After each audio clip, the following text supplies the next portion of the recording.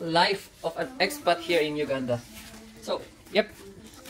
Magluluto lang tayo ng pancit canton, which is SM Bonus pancit canton. Today is at Sunday, kaya bahay lang muna tayo.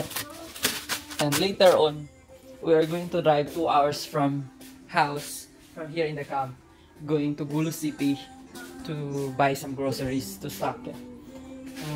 Yeah, so yun ang gagawin natin. But before that, we're going to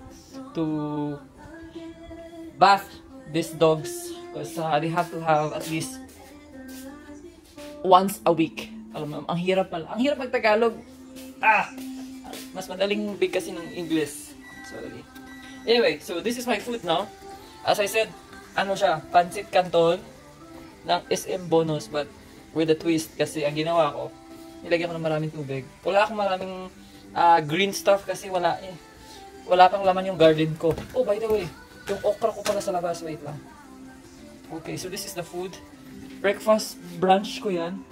So, let me just run through my garden. Baka may okra ako na pwedeng ilagay dyan. Wait lang. So, I have a small okra plantation here. Ayan guys. This is an okra. So, we're just gonna harvest that one. So, now we have pre-breakfast. Good for fiber. Saan pa?